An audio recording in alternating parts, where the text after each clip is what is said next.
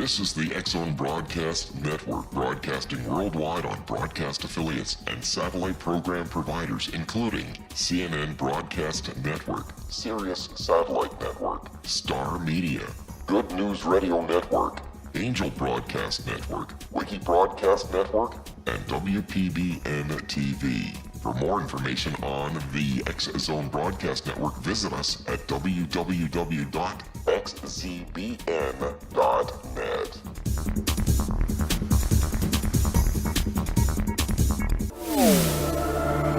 The X-Zone Radio Show with Rob McConnell is largely an opinion talk show. All opinions, comments, or statements of fact expressed by Rob McConnell's guests are strictly their own and are not to be construed as those of the X-Zone Radio Show or endorsed in any manner by Rob McConnell, REL-MAR McConnell Media Company, the X-Zone Broadcast Network, its affiliated networks, stations, employees, or advertisers.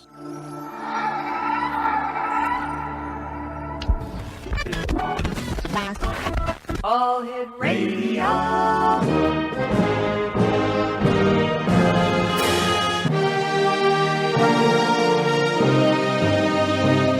Welcome to the X Zone, a place where fact is fiction and fiction is reality.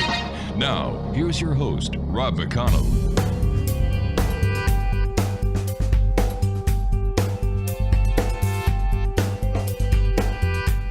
Welcome back, everyone. This is the X-Zone. I am Rob McConnell. www.xzoneradiotv.com is our website for the radio show and for all the programming on the X-Zone Broadcast Network, xzbn.net.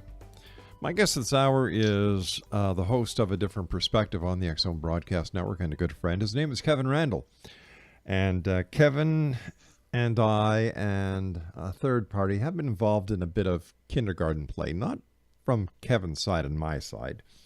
But Michael Horn is taking it upon himself in an effort to try and hook and bait a debate with Kevin about the Billy Meier case, to use slanderous remarks, insulting language, and acting totally unethical.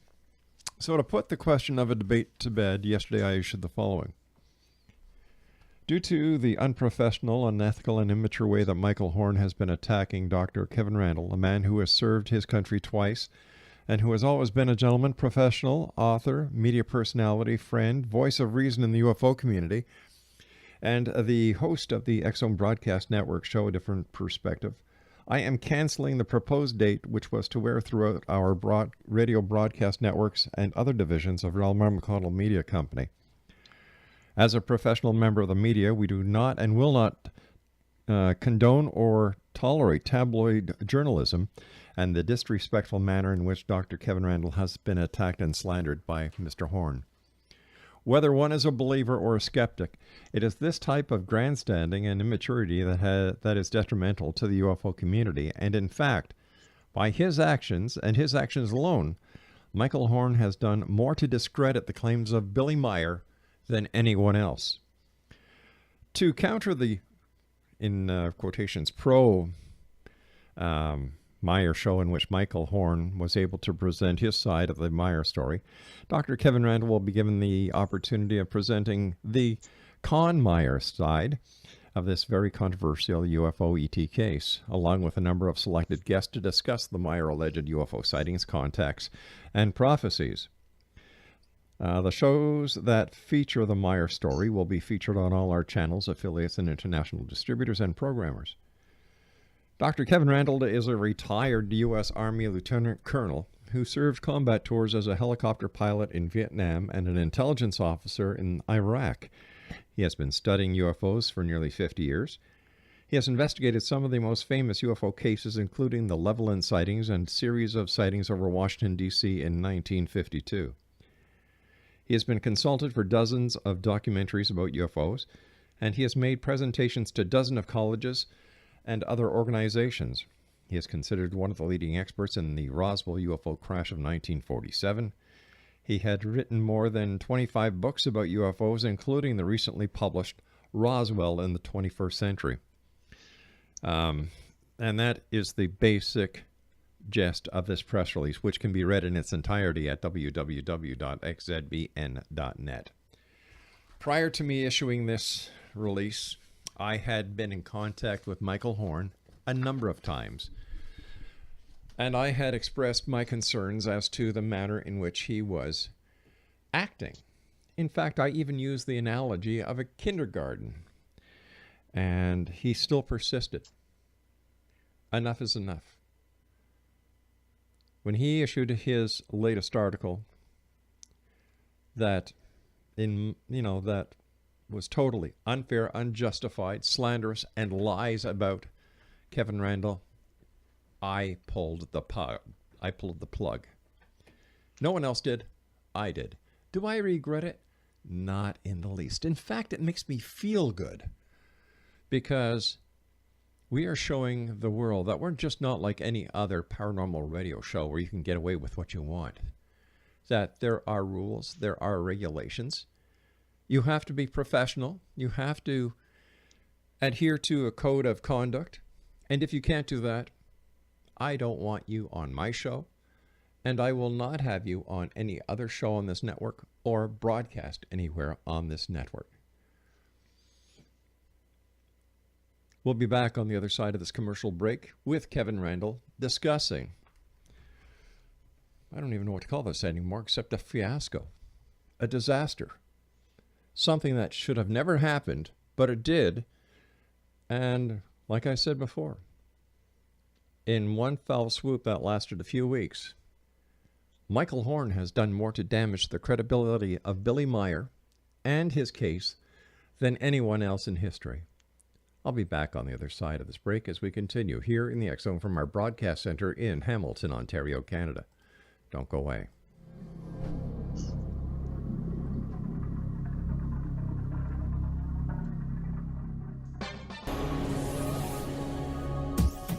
This is the X Zone Broadcast Network, broadcasting worldwide on broadcast affiliates and satellite program providers, including CNN Broadcast Network, Sirius Satellite Network, Star Media, Good News Radio Network, Angel Broadcast Network, Wiki Broadcast Network, and WPBN TV. For more information on the X Zone Broadcast Network, visit us at www.xzbn.net.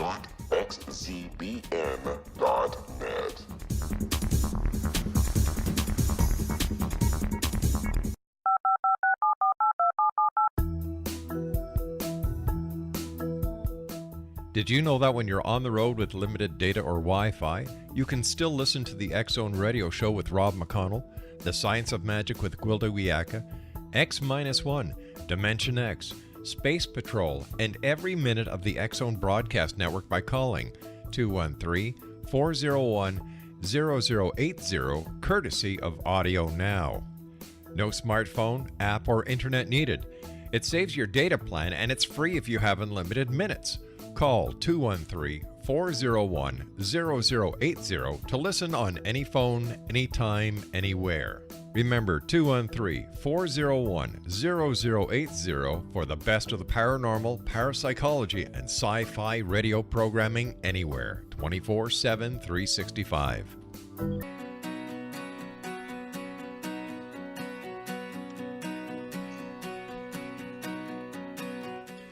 Welcome back, everyone. This is the X Zone. I am Rob McConnell.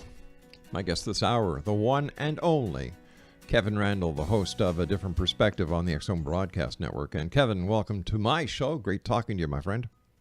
I always enjoy being on your show because it's much easier than being the host.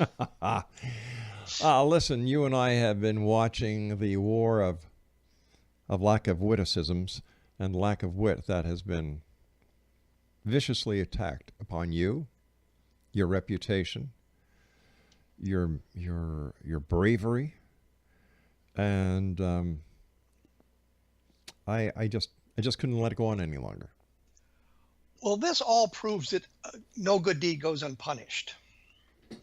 Back several weeks ago, I did an article about some of the problems I saw with the MUFON leadership, especially after they had problems with some of their leaders making racial and comments and that sort of thing. And you sent out a press release, which I guess Michael Horn received, and he sent me a note about that, and I thought he wanted to talk about his experiences with MUFON and how they don't allow him to make his presentations to their organization or the big symposium as opposed to maybe some of the smaller ones. And so I did an article, and I just mentioned that casually, that the symposium that MUFON was having had some people whose credibility I didn't see all that great, but their excuse was they wanted the membership to listen to these people and make up their own minds. And my comment was, well, then why not allow the Billy Meier people to do the same thing? And Right. that started the whole nonsense at that point. But Yes. I was just going to say, Kevin, I don't understand how something like that could start the nonsense when, in fact, you were saying, you know what, he's got the right to do this. Yes, but I had made it clear in one of the articles I posted about this that I did not accept the Billy Meier case as being authentic. I believe it to be a hoax. And suddenly I had defamed Billy Meier. And I guess the gloves came off at that point. He announced on his blog that we were going to debate. Didn't bother to contact me about it, but we were going to debate. And I said, no, we're not going to debate. I'm going to be bullied into this sort of thing. So he now claims I backed out of debate. There was no debate planned. I think that you were kind of involved in one segment of this when Horn had contacted you, and you'd sent an email to me wanting to know if I would debate Horn on your program. And I said, no, I'm not interested in talking to the guy. And from that point, it just escalated. It was daily, almost daily, email postings to my blog, all of this material going on. I didn't want to debate the guy because it was going to take up way too much time. I was going to have to do some research to counter the claims that the Meier camp has made and that sort of thing. I just didn't want to be involved in that. It just was not that important to me. But he took it to a new level. He just couldn't let go of the string, that I'm now the bad guy in all of this because I don't believe Billy Meier is telling the truth. And I think if you take a look at the independent research, I mean, he would send me these emails with link after link after link after link, but it all goes back to him. I couldn't find any independent support for the Billy Meier case, people who had looked at it themselves independently and come to the conclusion that there's nothing to it. But I could find a lot of stuff that was related to the Billy Meier case from their camp, saying they've investigated this thing from the very beginning. They've been unable to disprove the Billy Meier stuff. We've got all these photographs of the beam ships and that he's taken on other planets that prove he's done this sort of thing. There's all these predictions he's made that have come true, proving that he's in contact with these alien creatures. And there's this metal that he got from the aliens to prove that it was something not from this Earth. Well, I couldn't find any independent verification of any of that. I could find a lot of stuff from Horn and the Meier camp suggesting all of that was true, but I could not find anything from the other side of the spectrum. I found that some of the photographs that they're touting that they released as being authentic, 230 of them are faked. And they admit they're fake, but the Men in Black had planted those on Billy Meier to make him look bad. For years, they had said these photographs are authentic. Once it was proven that some of them were fake, they said, yes, they are, but they were planted on Billy Meier to make him look bad. And it just goes on from that. Every time you would make a point, they would move the goalpost, wanting you to give more and more information. But it's not incumbent on me or anybody else that prove Meier is telling the truth. It is, or not telling the truth. It's incumbent on them to prove that he is telling the truth. And as far as I'm concerned, they just haven't done it.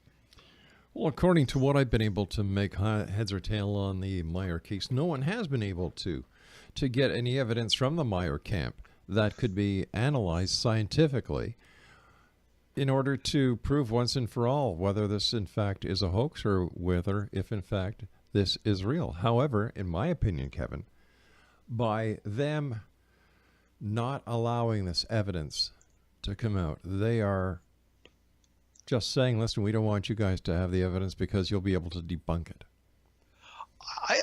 It's the same thing that I've seen when people are claiming military service, and I check these things out. And they always say, well, it's beneath my dignity to provide the evidence that I'm really who I say I am. No, it's not, because every time my military service has been challenged, I've provided the documentation to prove it. I've got literally dozens and dozens and dozens of photographs of me in Iraq. standing on in front of the crossed swords there in downtown Baghdad and things like that. I'm willing to prove it, but it always seems that the people who do not have the evidence stacked up and says, well, it's beneath my dignity to justify those claims by attempting to prove it. When they have looked at the photographs, they've provided second generation prints. And I think one of the things they quote is a fellow named Davis who said that I found nothing in the print to suggest it wasn't a large craft. There was no evidence of a hoax. Yeah, it's a second generation print. And if you read the rest of his report, he says he really can't make any positive statements unless he gets an opportunity to look at the original negatives, which of course never surface. You can't get a look at the negatives because there probably is stuff on those negatives that would give the whole thing away. Jim Lorenzen, who was one of the people that brought alien abduction information into the United States, I guess you could say. He and Cor Lorenzen at the Aerial Phenomena Research Organization embrace alien abduction, alien sightings, all of this sort of thing. And they had done a book, and I say they, the people with Myers had done a book, and they had said something about Jim Lorenzen endorsing the book. And what he had said was the pictures were very nice, and he thought of them as art. Not that they proved that there was an alien craft, but he thought they were very, very artistic in their composition. And they left that part out. So Jim Lorenzen is pretty annoyed about this. And then he begins to recount all of the problems he's seen with the pictures back in August of 1979 when one of the books came out. I had wondered what Jim Lorenzen thought about. Actually, I knew what Jim Lorenzen thought about it because he and I discussed it a long time ago. And he was not impressed with the photographs other than as art, and pointed out many of the mistakes that he himself could see. One of the people endorsing the pictures, as a matter of fact, as being true, according to what Jim Lorenzen published, was Meier. It was supported in his statements by two witnesses from among his group of disciples. And one of them eventually said that he had been hypnotized into giving false testimony. So here's a guy, Jim Lorenzen, who believes in alien abduction, who believes aliens are visiting Earth, who is looking for the evidence, who has been on what you might say the side of belief for decades, calling out Meier. But we never hear about that sort of thing from the Meier camp. They ignore that sort of thing. But it kind of illustrates what we've been able to find by looking for independent sources on whether or not the photographs are authentic. They have a report that was done by Jim Delatoso at the behest of Wendell Stevens. Wendell Stevens, of course, was publishing Meier's books in the United States, so he's got some kind of a financial connection to the photographs and that sort of thing. And Delatoso's working for Wendell Stevens on this sort of thing, and they came out and said that the photographs, they could find no evidence of fraud or fakery and that sort of thing. But when you looked into it in depth, you find out that Delatoso also had endorsed a number of frauds. One of them, an admitted hoax, I think, is the Oliver's Castle crop circle, where you see the two lights flying over the crops and they just fall down. Yeah. Delatoso said, yeah, there's no evidence of fraud. The guy who made it said it's a fake. So Delatoso just isn't the best source on proving the photographs are fake. But what really gets me is they admit 230 of them are faked. How many do we have to find that are faked before people say, yeah, we gotta go with the idea that maybe Meier isn't in contact with people from the Pleiades? With all these alleged contacts that he is having, it's ironic that the proof beyond a shadow of the doubt cannot be supplied by Myers or any independent witnesses to these contacts. Which is my point exactly. There's no independent contact. In fact, Jerry Clark in his UFO Encyclopedia, the second edition, has a thing about Meier, which is surprisingly neutral in tone, which is, I guess, great credit to Jerry Clark in attempting to present everything in a neutral fashion so people can make it up. But one of the things that came out in that article was that the Pleiadians had told Meier that he could take as many photographs of their craft as he wanted to prove they were real. I'm thinking, if you're wanting to prove to the skeptics you're real, why not have the ship appear over New York City, over the capital of Switzerland where Billy Meier lives, a population center where you can get the news media out there with their cameras and literally thousands of people can take photographs of it, in which case it would be very hard to debunk that sighting. But no, they only appear to Billy Meier and some of his disciples. It's very strange indeed. And of course, then you've got Michael Horn on this side of the Atlantic, who is getting on his little orange crate and, proclaiming to the top of his lungs that Billy Meier is the true prophet, the true seer, the true contactee, that everyone else should look and revere Billy Meier because he has the proof. He is the proof that everybody's looking for. But they never offer the evidence. Instead, if you suggest something, on one of the predictions, for example, Horn will attack you immediately. Often it's a ad hominem attack on your credibility, on your person. It's not an attempt to debate the facts of the case, but it's a personal attack. And I'm not sure that works well in today's society. Well, actually, I kind of wanted to be on a mission to civilize, like Will McAvoy on Newsnight. But you can't do it with someone like that. He just has no ability to respond in a civilized manner to a criticism that I think is completely legitimate. Instead of saying, yes, we need to look at that, he just goes nuts. I was speaking to another talk show host today who in the past had Michael Horn on the show talking about the Billy Meier case.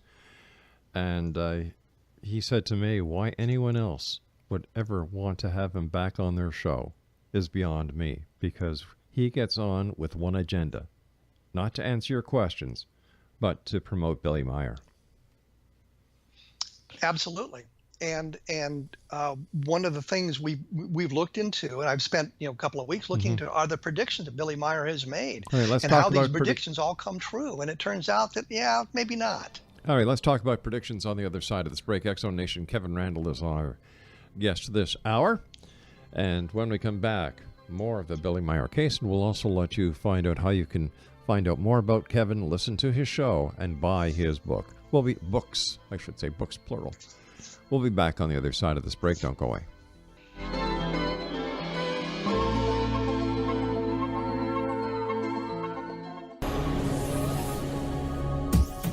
This is the X-Zone Broadcast Network, broadcasting worldwide on broadcast affiliates and satellite program providers, including CNN Broadcast Network, Sirius Satellite Network, Star Media, Good News Radio Network, Angel Broadcast Network, Wiki Broadcast Network, and WPBN TV. For more information on the X-Zone Broadcast Network, visit us at www.xzbn.net.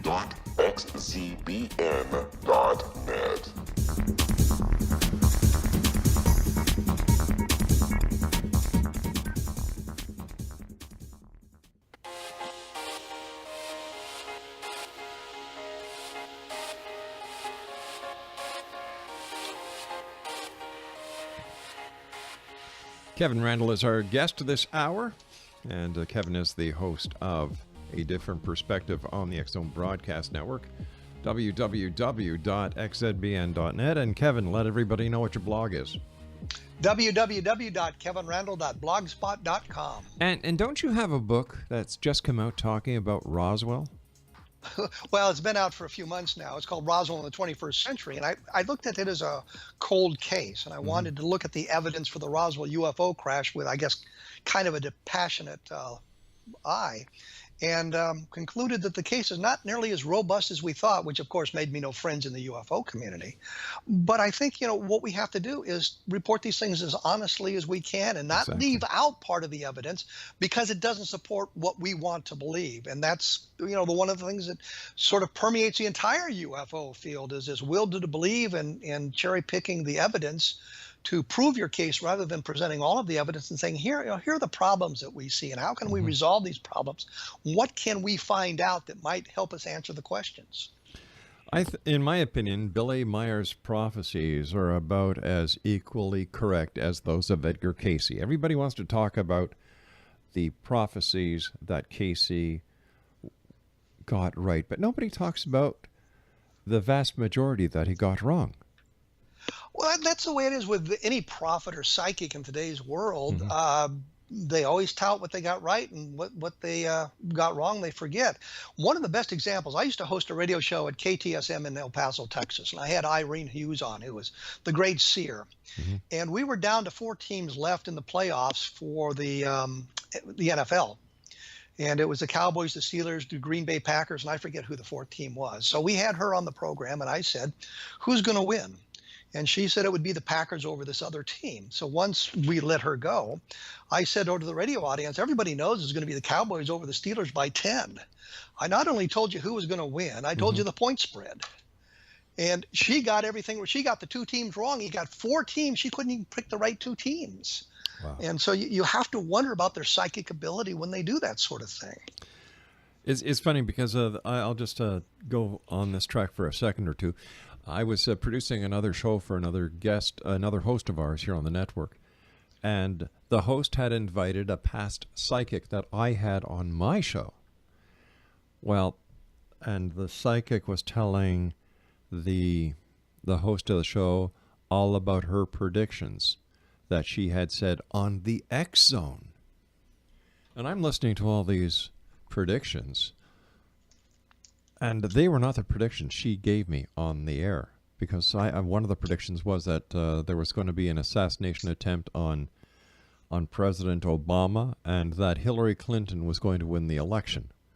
And we all know how that turned out.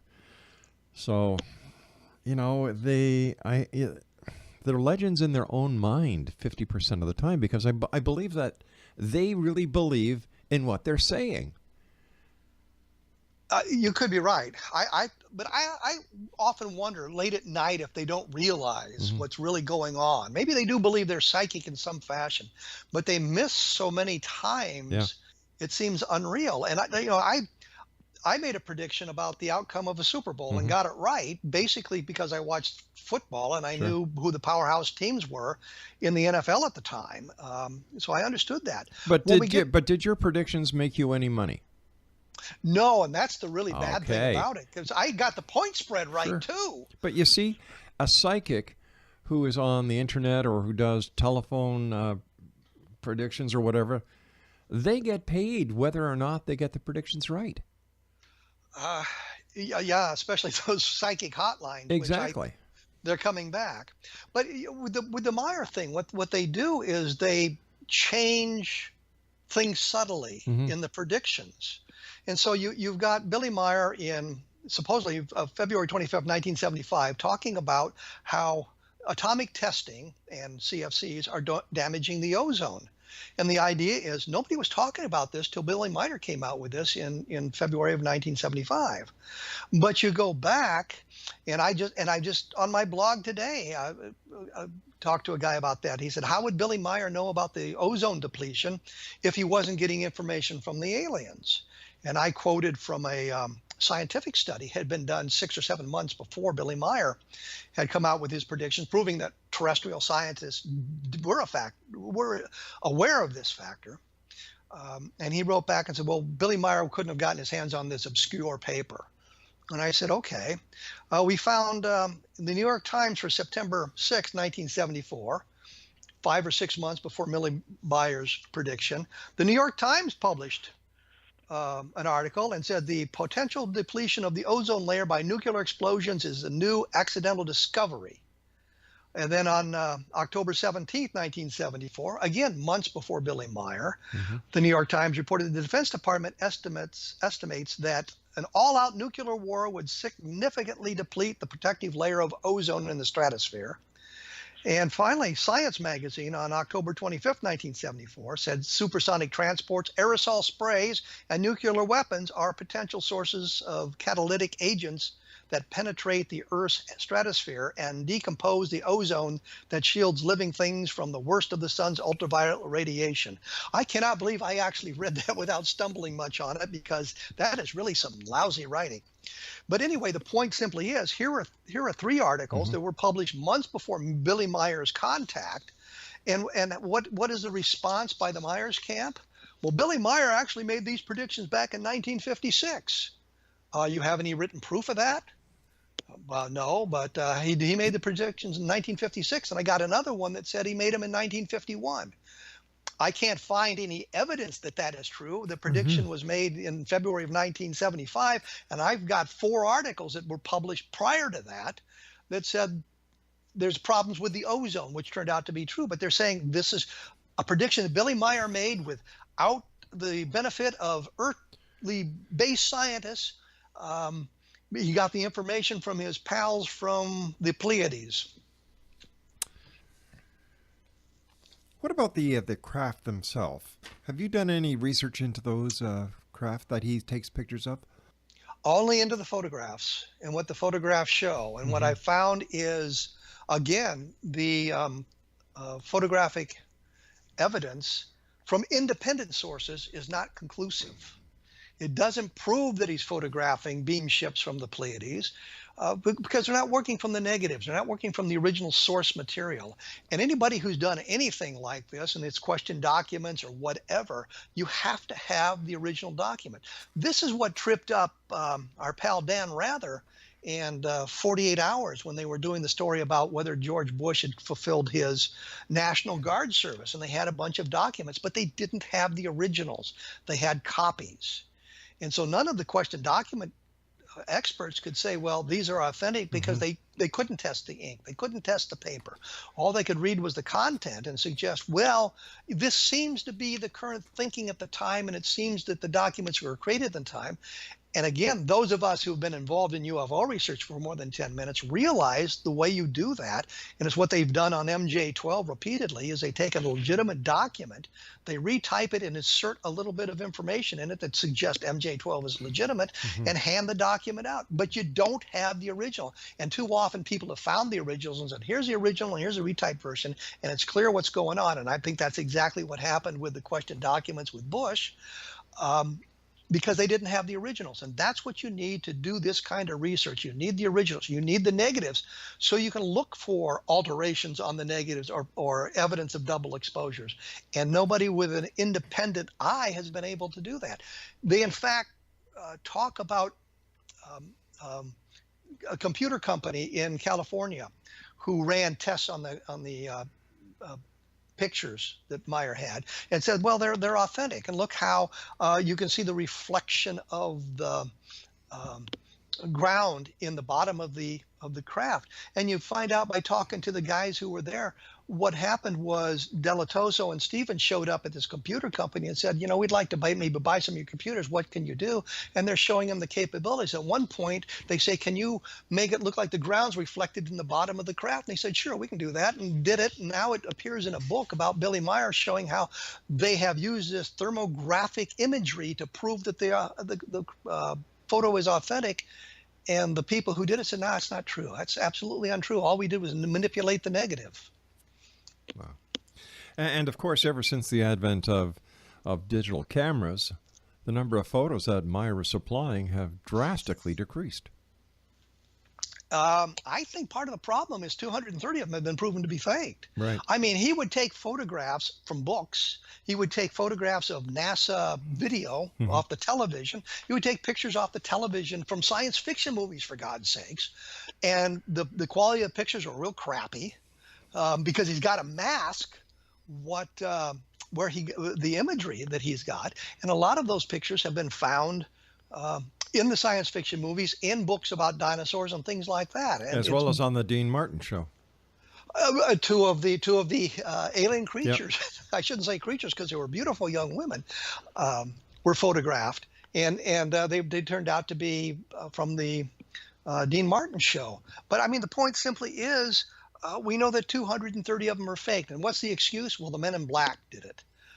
How would Meier not know that many photographs are fake? I can imagine slipping one or two in. I mean, I probably took 2,000 pictures in Iraq because we had digital cameras and we didn't have to buy film or pay for developing. So I went nuts with the digital camera. And I can scroll through those things. And I'm pretty well aware of what photographs I took. In fact, some of the other I've seen some of my pictures show up in other places. And I said, yeah, that's a picture I took. I can recognize the pictures I took, but I would imagine there would be pictures that I might have forgotten that I took and that sort of thing. But 230 of them, and it wasn't the Meier camp that showed that he hadn't taken them. It was actual other researchers who saying, we found the source of this one. And so, yeah, that one's fake. The Men in Black did it, or the CIA did it. I don't think the CIA could give a good gall darn about Billy Meier or what he's saying in Switzerland to try to do that sort of thing to discredit him. But the Men in Black, this mythical group, they did it. They wanted to discredit Billy Meier and have succeeded in sneaking 230 pictures. That's the number I have. There may be more out there now in today's environment, but 230 of them are faked, and they admit it. So, Kevin, why do you think the Meier people are so taken in by him? Are we looking at a cult? You look back at the history of UFO research, a history of ufology. We've had this going on since the very beginning. Once the idea that there were a possibility of alien creatures, there was the Shaver mystery that appeared in science fiction books in science fiction magazines in 1946 that kind of foreshadowed some of this. And once the flying saucers came out, they were saying, see, the Shaver mystery is correct. The Shaver mystery being that the guy had seen these people from the inner earth type thing. But we've got George Van Tassel, we've got George Adamski, who claimed that they were in contact with people from Mars and Venus and that sort of thing. And we now know that they were making that sort of thing up, but they had large followings because they were giving a message, I guess, of peace and light that responded to some people. There was a FBI document I found where one of the FBI agents has gone to a lecture, I think it was by George Van Tassel, at the Phipps Auditorium in Denver. And I say Phipps Auditorium in Denver because I live there and I know where the Phipps Auditorium is, and I actually saw Van Tassel speak there once. But the thing that struck the FBI agent is that the crowd that he drew was mainly older people and mainly older women. He didn't get a lot of younger people in his audience. So it's a message that appealed to an older group, and I think that's still the case. The message of this peace and light is something that appeals to the older crowd, and they kind of follow along. All right, Kevin, religiously. stand by. You and I have to take our final break. This is the X Zone. I am Rob McConnell. Kevin Randle and I return. Don't go away.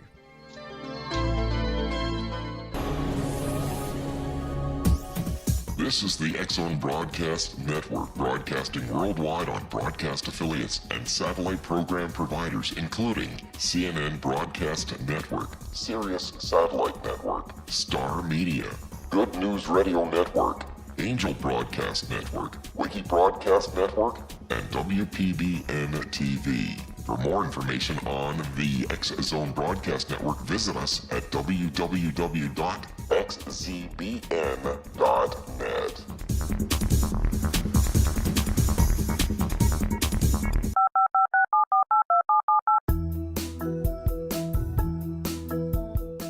Did you know that when you're on the road with limited data or Wi-Fi, you can still listen to the X Zone Radio Show with Rob McConnell, The Science of Magic with Gwilda Wiyaka, X-1, Dimension X, Space Patrol, and every minute of the X Zone Broadcast Network by calling 213-401-0080, courtesy of Audio Now.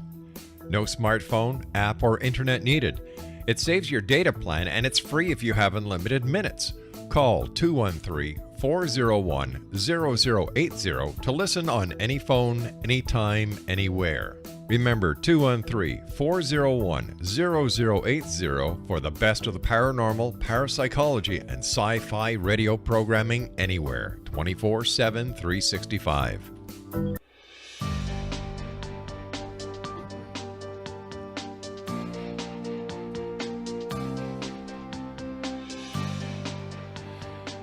Welcome back, everyone. Kevin Randle is our guest, www.kevinrandle.blogspot.com. And Kevin, if my memory serves me correct, one of the predictions that Meier was touted for getting right was the face on Mars. He talked about the face of Mars in his predictions, and he was saying about that.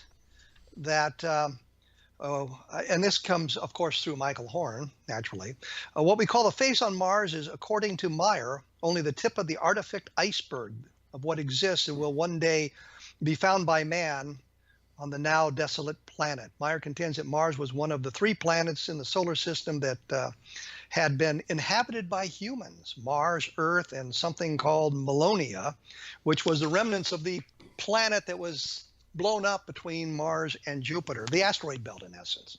Well, we now know that the face on Mars was a optical illusion based on the structure of this hill, the lighting, the resolution of the camera used to take the picture, and that sort of thing. So we have pictures of it and realize there is no face on Mars. We know scientifically, which is something from science fiction from the 40s and 50s. In fact, I had a book. One of the first books I ever got was called 4 from Planet 5, and it was about these children who had come to Earth from this 4th planet, or the 5th planet out there, that had blown up, and they were just devastated to see the pock mark on the moon. I mean, it's science fiction from the 1950s is where I'm going with that. We now know that there was no planet there. It never formed because of Jupiter. So here's predictions right out there: face on Mars. It's more artifacts will be found. Nothing like that has happened. What do you think Billy Meier is gaining from all this? Adulation. He's got people coming to his farm all the time. He's selling books. He's making money on the deal. So I think it's all of those things. One of the things that people don't really understand is the draw of the spotlight is a pretty powerful incentive, so that people will do things and say things to get their 15 minutes of fame or their face on the news or whatever. And that's another thing. There may not be any financial inducement, but there's certainly this psychological ego building inducement to do it. And that's why we have all these guys claiming to have service in the military when they didn't have it, or claiming all these heroic deeds while serving in Vietnam when they never set foot in Vietnam, had never been in the military, and all of that kind of thing. So we have to look at all of that sort of thing. Something that is not mentioned very often that to me is a little bit of an insight into Billy Meier's psyche is that his nickname, Billy, came by way of an American friend who thought Meier's cowboy style of dress reminded him of Billy the Kid. Yeah, it always kind of bothered me too, because I can think of a lot of people I would like to be compared to, and Billy the Kid's not one of them. Exactly. He was a thug, and and Pat Garrett, by the way, was also a thug, but that's a whole other argument. But you have some people who I think would be better examples from the cowboy era, but they thought Billy Meier reminded them of Billy the Kid. Maybe that's appropriate given the what's going on. I'm just going over some notes here. The fact that there are so many discrepancies in this whole story. Like there's more holes in his story than there is a piece of Swiss cheese in Billy Meier's fridge, and yet those believers of his, headed by Michael Horn, man, they just keep on shoveling it, and if you don't buy into it, you're targeted, just like you were. The interesting thing is that there's always an excuse. Billy Meier didn't fake 230 photographs. Those were faked by the Men in Black to make him look bad.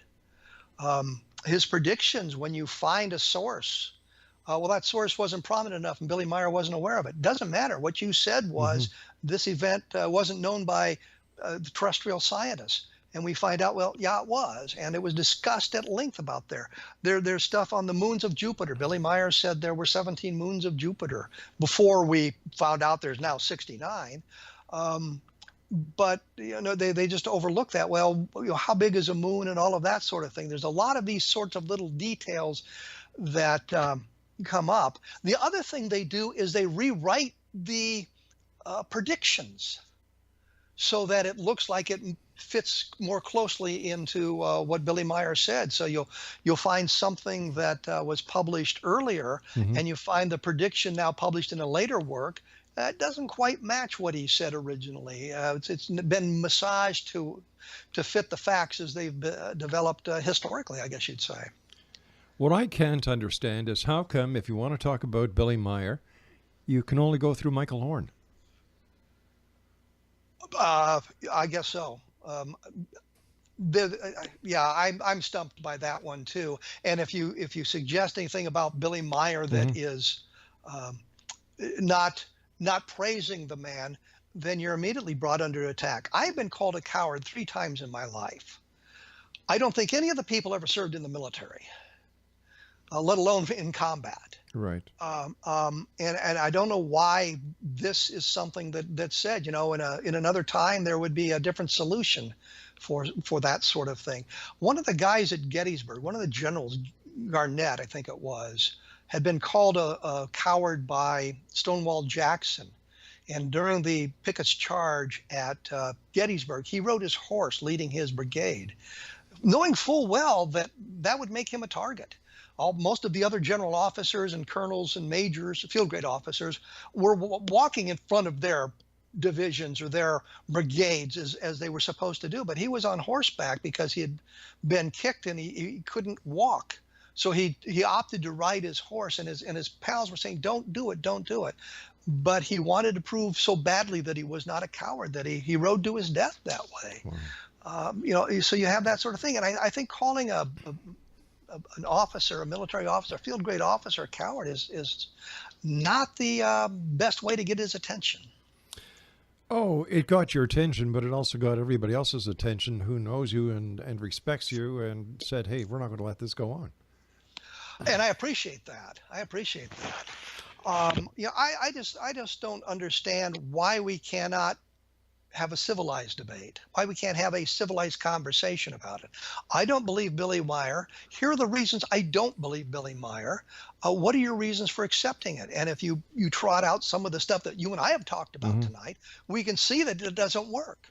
That is not evidence of Billy Meier being in contact with people from the Pleiades, which, by the way, is an open star cluster. So I'm not really sure how they come from the Pleiades, but that's another argument. I look at all of that sort of thing, and it's just impossible to accept. And we keep finding all these discrepancies in the predictions, in the photographs, and the analysis of the metal that he supposedly had. And you mention this to the believers, and they just ignore that evidence. They don't want to hear it. I often wonder if Billy Meier really has any idea on what the outside world is saying about him because of the way that Michael Horn presents Billy Meier. Yeah, I wonder about that too. And I would think if I was Billy Meier, I wouldn't want this man as my representative, because all you're doing is alienating people. I would have let it go weeks ago that I don't believe that Billy Meier is in contact with alien creatures, and that would have been the end of it. Who cares what I say on my little blog about this, or what my opinion is about this, because there's a much larger audience that believes in Billy Meier. But they've had to take it. Horn has had to take it to a different level, and it's not helping Billy Meier at all. I think it's annoying a lot of people. Yes, sir, it is. It is. You and I are going to be doing a special on the Billy Meier case. We're going to be bringing on several other experts. I'm looking forward to that, Kevin. I thank you for the great job that you do on the network. But before I have to go, I have to bring up a name from the past. Cal Korff. My good pal Cal Yeah. Korff, one of those who accused me of being a coward, by the way.